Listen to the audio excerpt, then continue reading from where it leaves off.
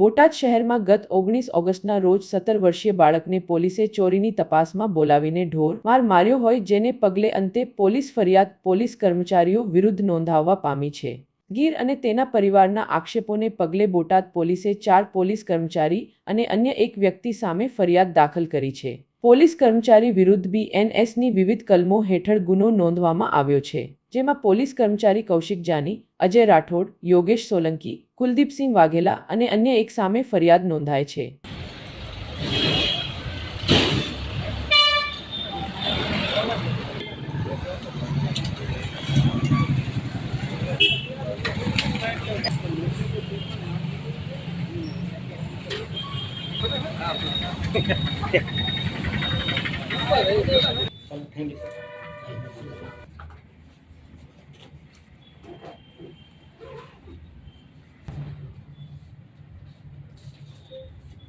આજે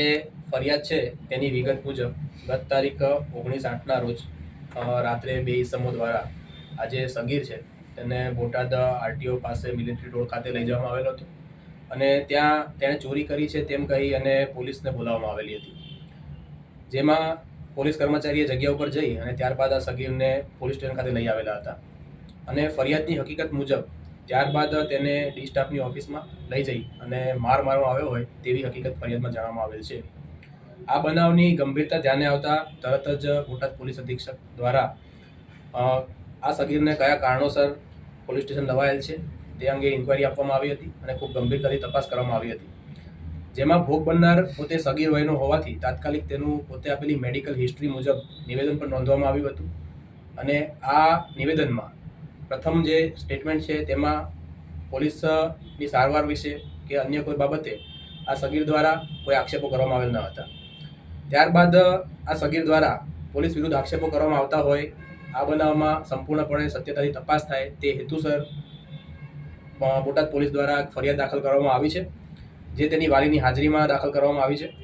જેમાં BNSની વિવિધ કલમો જેમ કે BNSની કલમ 120(1),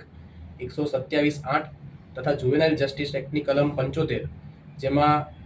જુવેનાઇલ હોવાથી તથા ગેરકાયદેસર રીતે કસ્ટડીમાં રાખવા બાબતે અને મારવા બાબતેની તમામ કલમો હેઠળ ગંભીર ગુનો દાખલ કરવામાં આવ્યો છે અને તેમાં હાલમાં કાયદેસરની કાર્યવાહી છે જે બોટાદ પોલીસ દ્વારા કરવામાં આવી રહી છે, જેમાં બોટાદ પોલીસ દ્વારા હોસ્પિટલ ખાતેથી